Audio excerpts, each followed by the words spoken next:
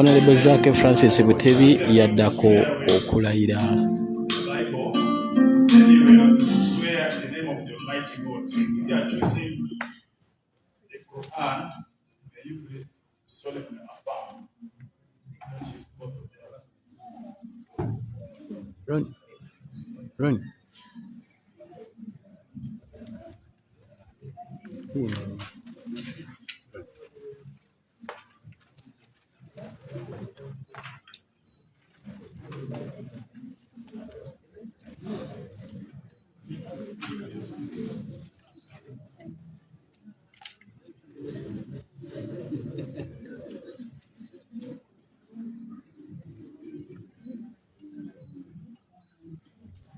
People power, our power. I, Zake Francis, being appointed a shadow cabinet minister for presidency and security, swear in the name of the Almighty that I will at all times well and truly serve the Republic of Uganda in the capacity of a shadow cabinet minister, and that I will support and uphold the Constitution of the Republic of Uganda as by law established, and that I will, to the best of my judgment and at all times, when required, freely give my counsel and advice to the leader of the opposition and his or her successor in the office as by law established for the good management of the public affairs of the office of the leader of opposition, and that I will not directly or indirectly reveal any matter as shall come to my knowledge in the discharge of my duties and committed to my secrecy. So help me God. Honorable Zake Butebi bw'ate wamaze okuba ebirayiro bye naye nga yakikoledde mu baleeti asoosezza n'ekigambo people power. Weewaawo tugende mu maaso bakatweyungako ba shadow minister ku ludda lwa opposition bali kuba birayiro. Apologies, correction. Honorable Masawa Karim is Minister for Tourism and Wildlife. Yes, correction there.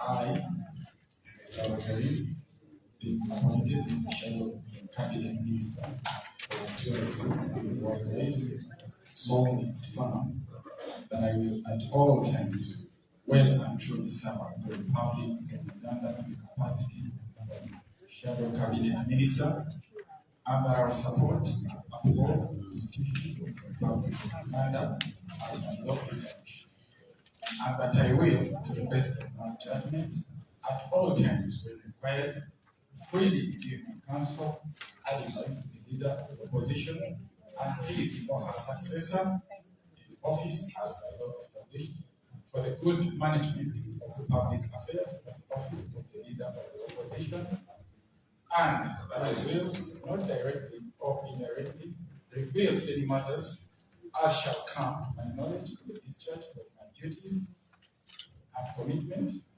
to my secrecy. So, congratulations, Honorable Karim Masawa, the Minister for Tourism and Wildlife. Honorable members and honorable ministers, we have some of our colleagues who are not yet here, and we are allotting time for them to swear in at around 2 p.m. So the final person who's going to swear in now is myself, your Minister for Information and Anti-Corruption, Nachimuli Helen. Please clap for me.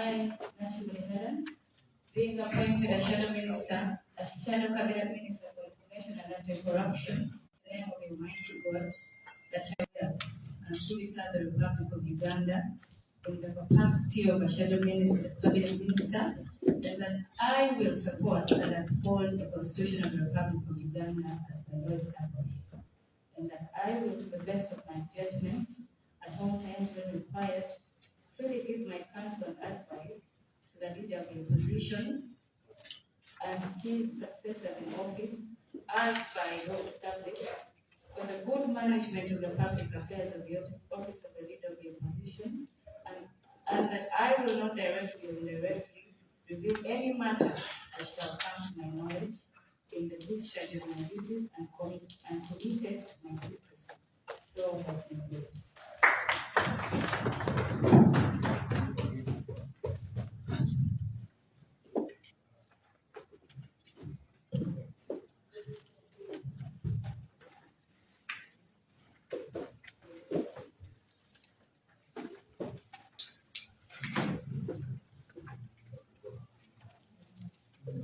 Congratulations to all our shadow cabinet, all our shadow cabinet members.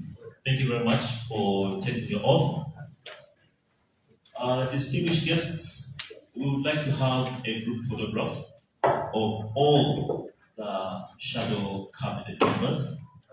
So I'm kindly going to ask them to give us 1 minute as we move the podium so that some of you may stand up, preferably the ones who are a little bit shorter may stand on the stage, and the ones that are a little bit taller may stand on the ground here.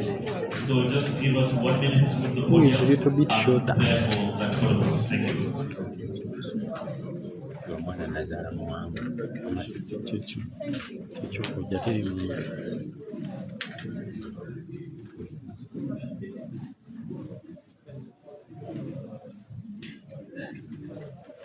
Right, akadde ke bagendamu ka bifaananyi okufuna bifaananyi.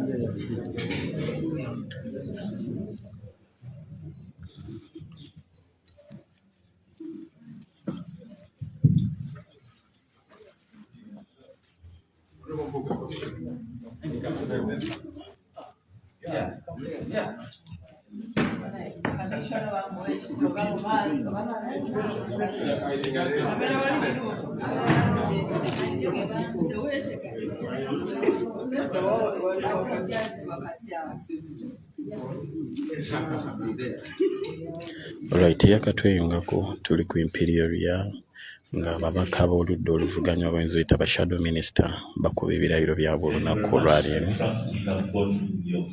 Thank you very much. And thank you to the leader of the opposition and the team. You may find the seats.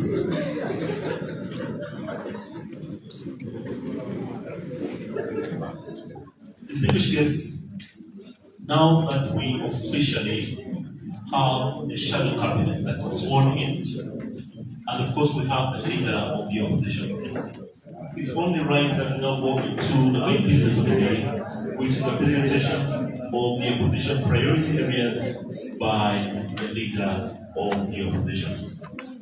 So at this juncture, allow me to invite the leader of the opposition to kindly come and take us through his priorities for the next few years. Thank you very much.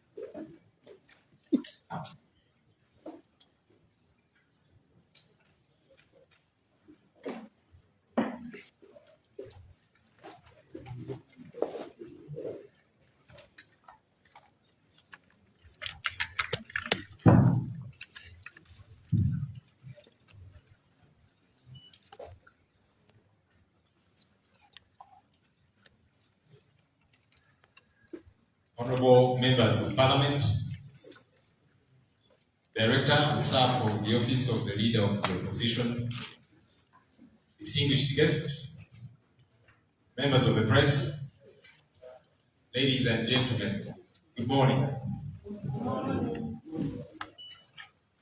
I would like to firstly draw your attention to a pillar that is often regarded as the heartbeat of our nation, and that's the preamble of our Constitution, the Constitution of the Republic of Uganda. In these few lines, we find a profound reflection of our history and poignant expression of the desired state envisioned by the framers of our country's Constitution. Jurists across the world concur that if any provision can be called the polestar of the Constitution, then it is the preamble. The preamble sets the base for not only the rule of law, but also the development agenda of our country. The preamble begins with the words, "We, the people of Uganda," recording our history, which has been characterized by political and constitutional instability. These opening words immediately acknowledge the historical context from which our nation emerged. They recognize the trials and tribulations of our past, marked by political and constitutional challenges that have shaped the very fabric of Uganda.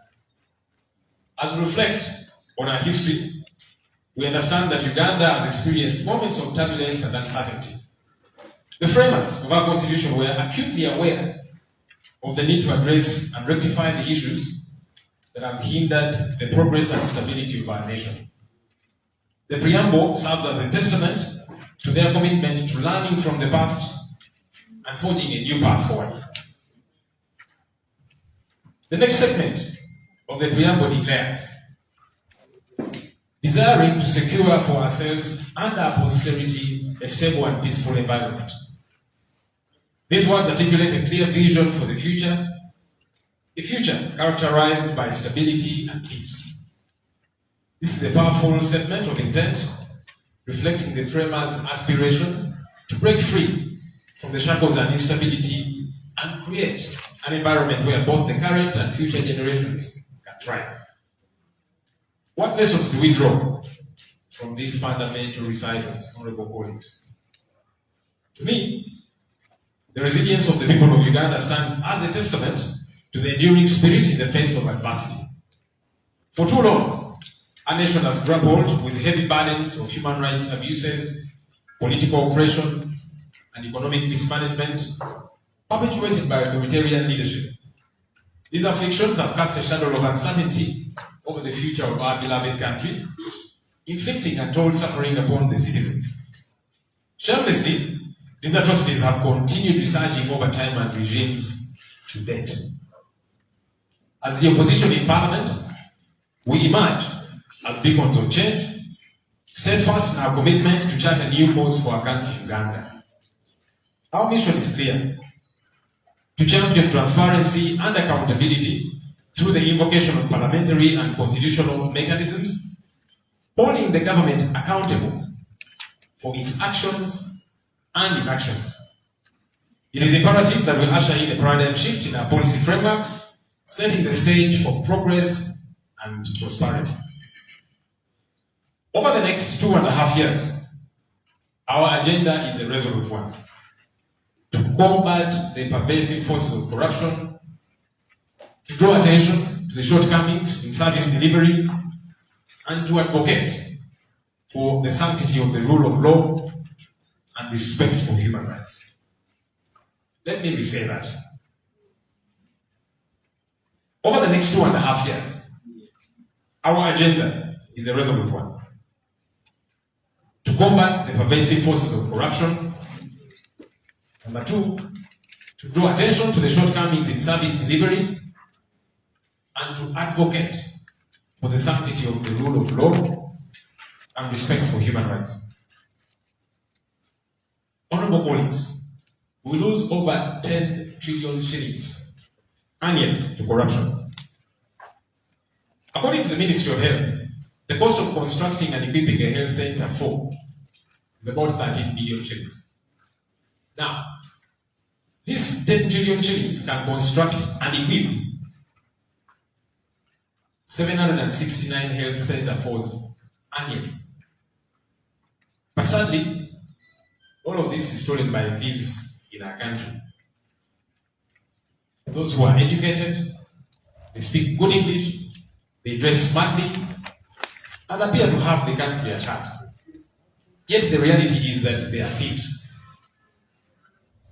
You know, nowadays there's words that people use for corruption: misappropriation, squandering resources, things like misallocation, words that don't bring out the real element of what this is. These people are thieves, and it's important to call them what they are. Service delivery in our country has continued to plunge, with the citizenry not reaping the benefits of their tax money.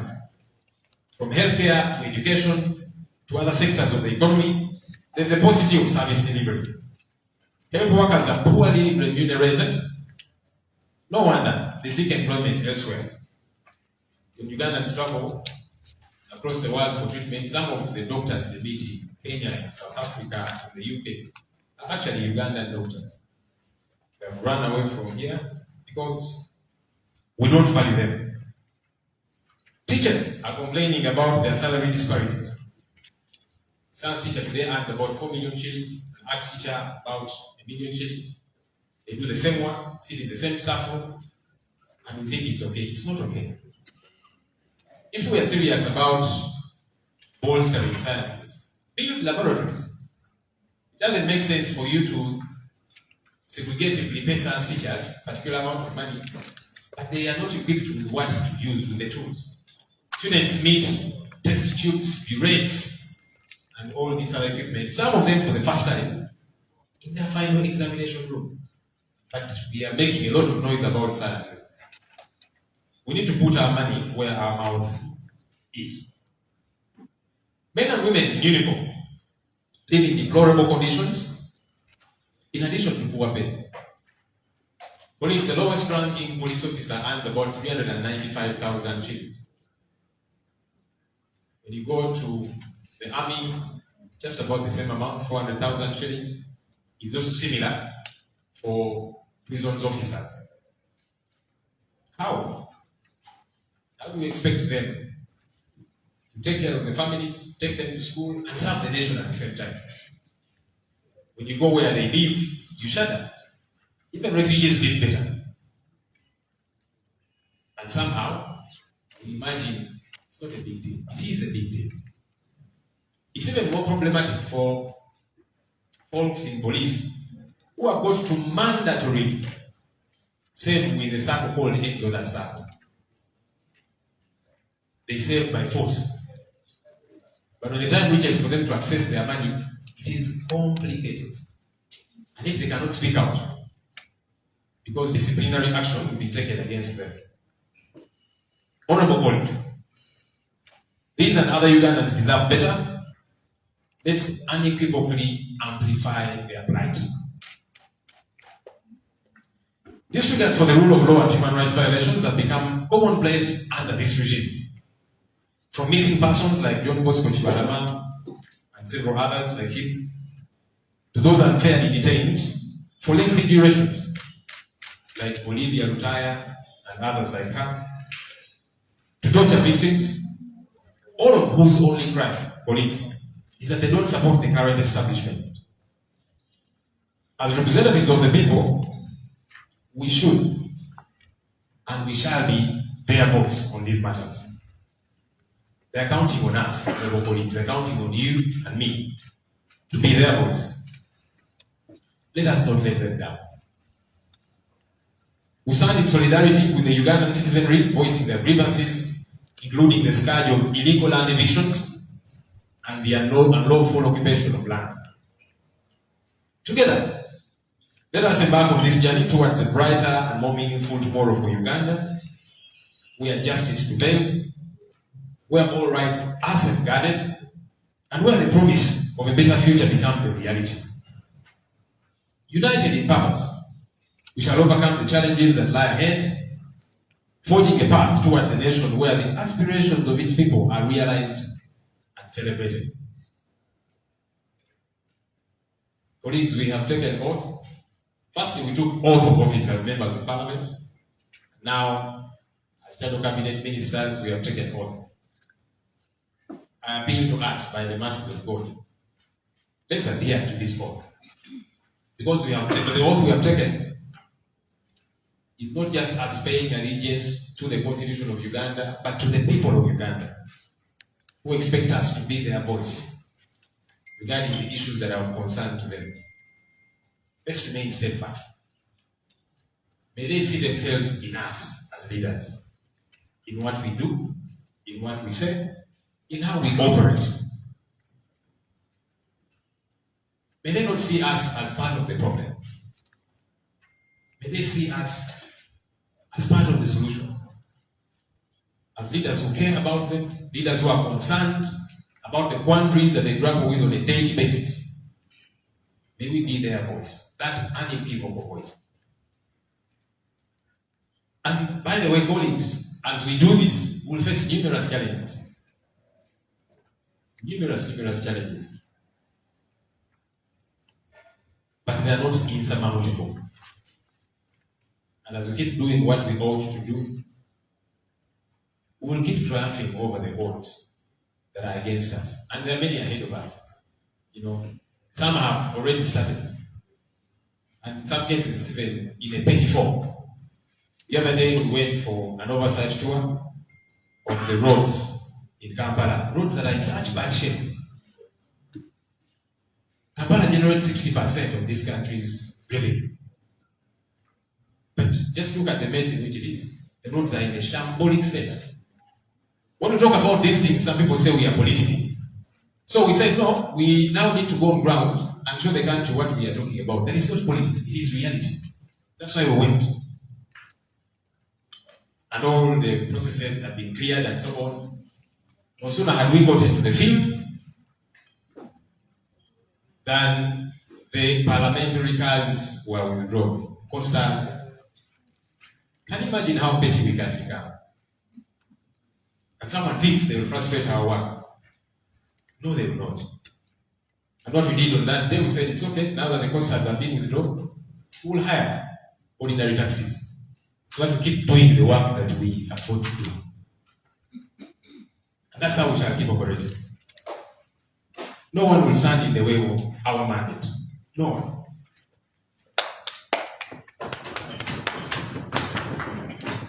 So, we might meet many more of such challenges because in keeping the government in check, we will do it, number one, in Parliament, on the floor of the House, and we shall be the voice of our people.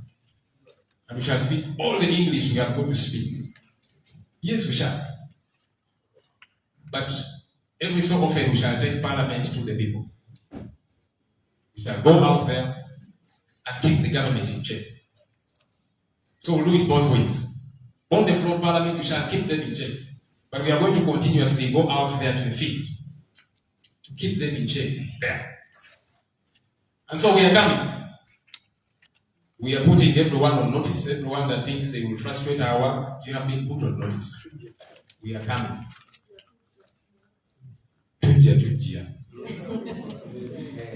Because that's our duty. That's our mandate. Next week we are going to Lubowa Hospital.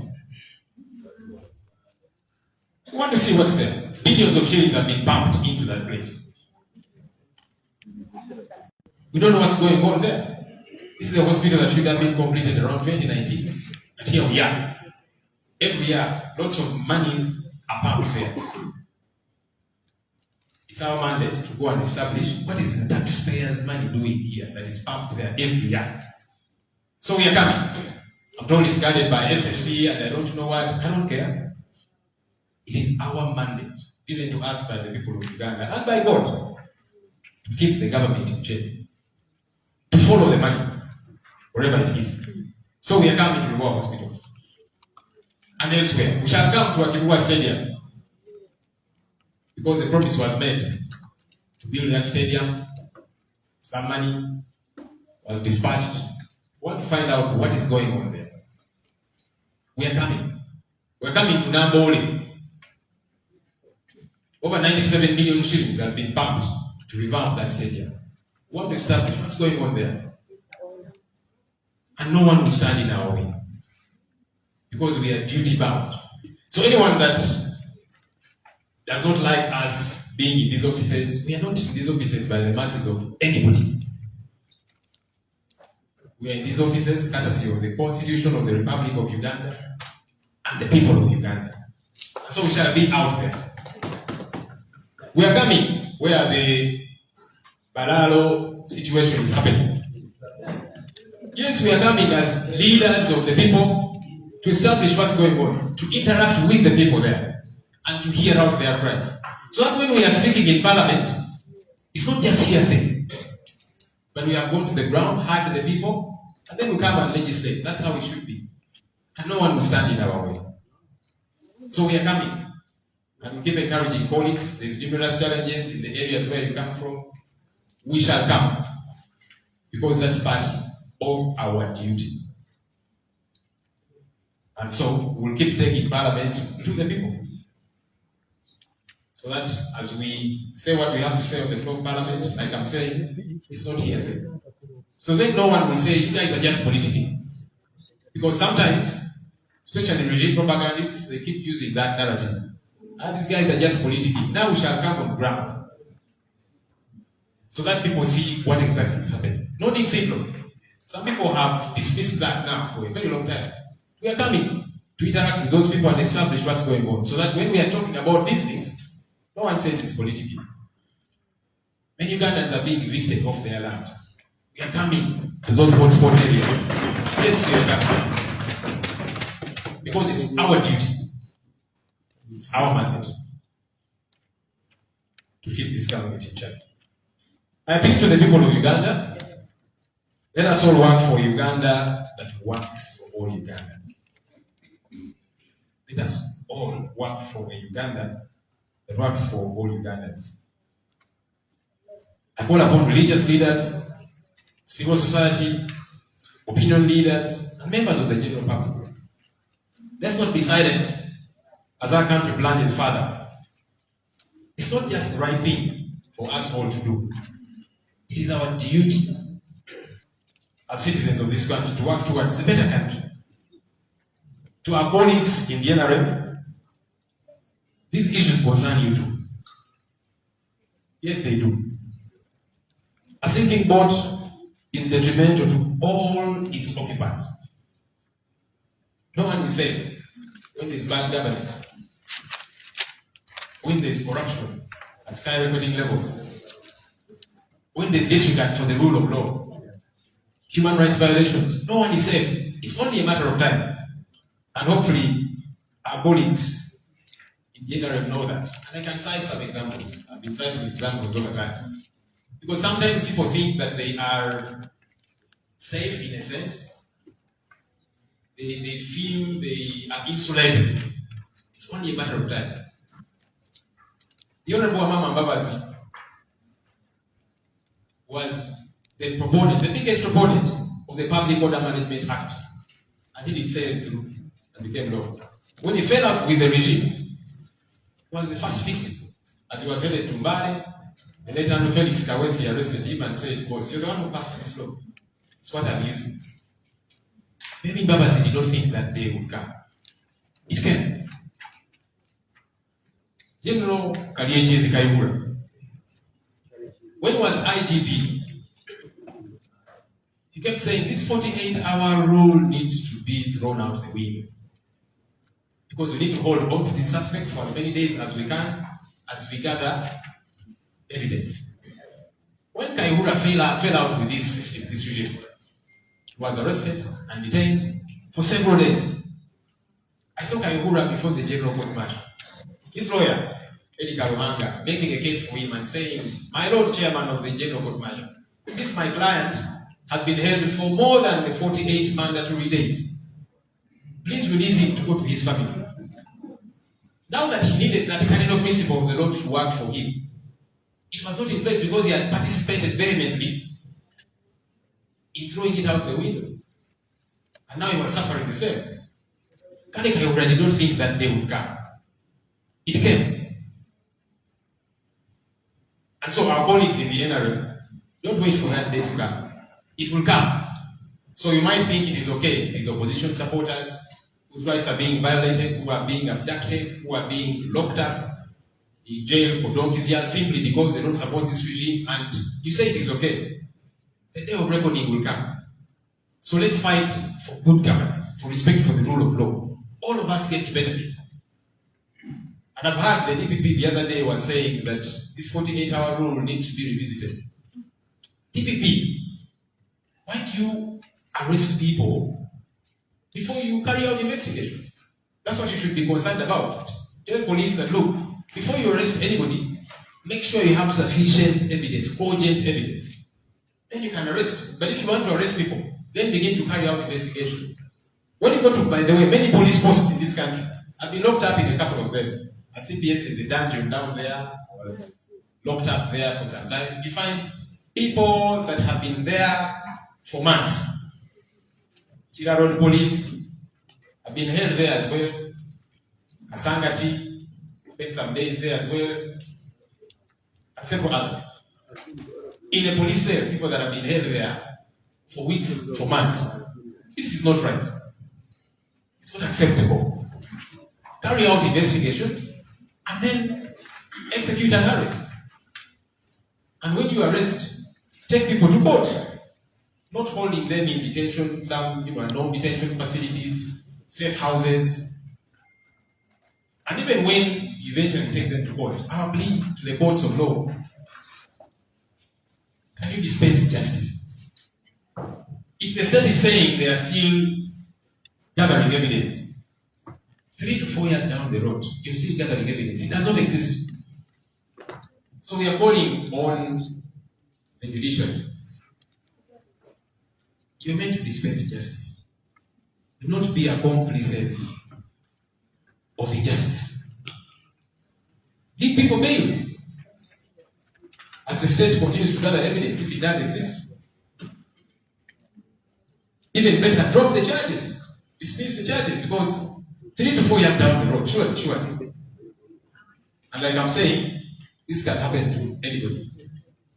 I've also heard there's been a lot of talk that for certain offenses, bail should be scrapped. There's a cardinal principle of our Constitution, Article 28(3)(a). Any suspect is innocent until proved guilty or until they have conceded that guilt. So how do you say that for particular offenses, this one, no, don't grant them bail because it's a serious offense? Because then you are judging them guilty before the courts of law do that. So again, we call on our colleagues in the NRM. This is not just for us in the opposition. Of course, they're going to target us. They will trump up all manner of charges, terrorism, treachery, and all of these different things, so that they can hold us forever without bail. But even you in the NRM, you will fall out with the regime tomorrow, and it will happen to you. So let's be sober.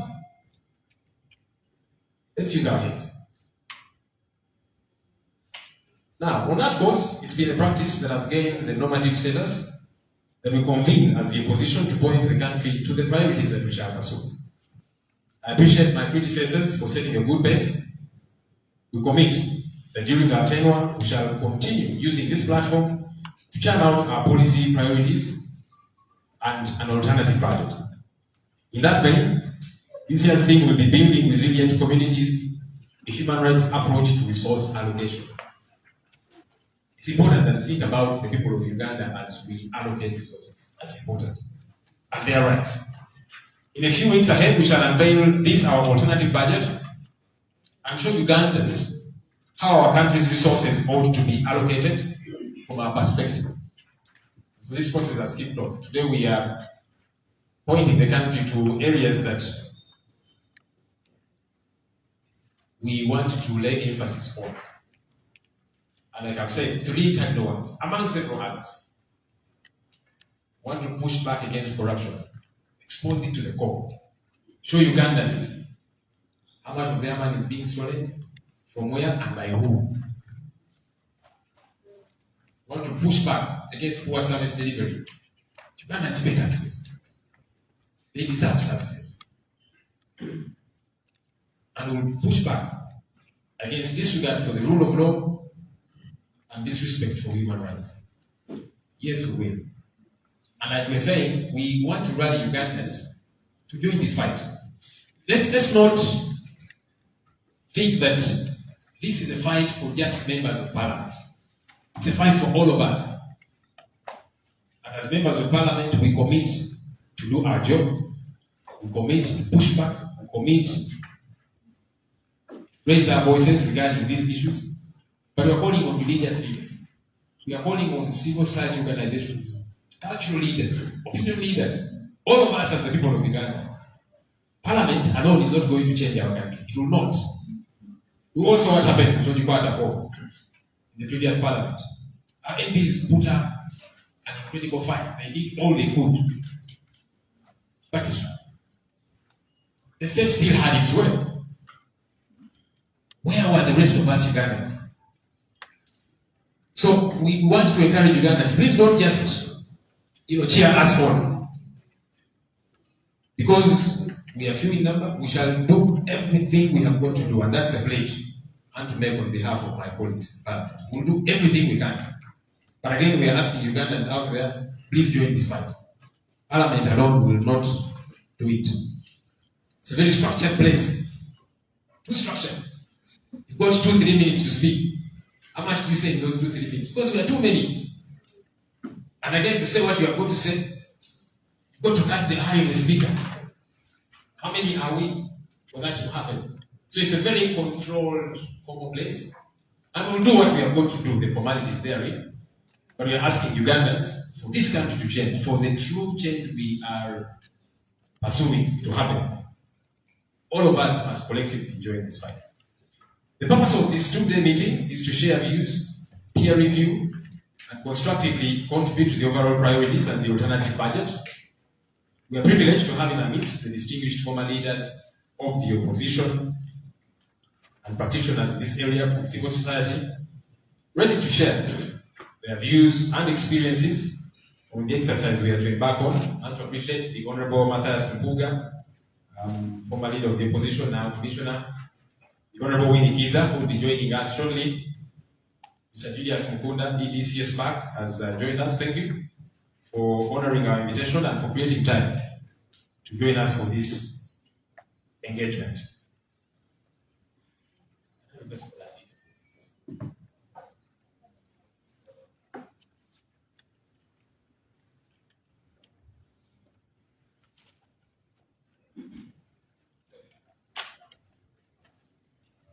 Well, in theory, we have detailed the opposition priority areas, issues that we want to focus on, issues that we want to make a big deal about, and no one will silence us.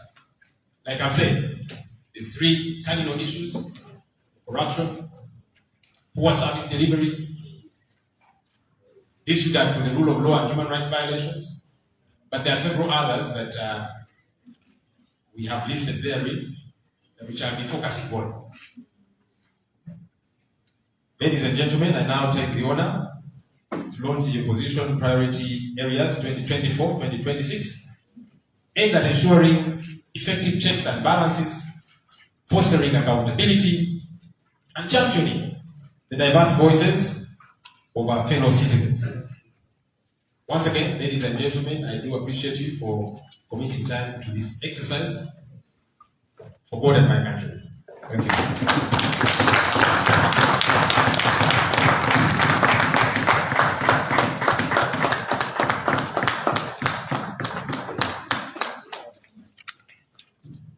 I know Ugandans can be conservative, but I think you can clap better than that.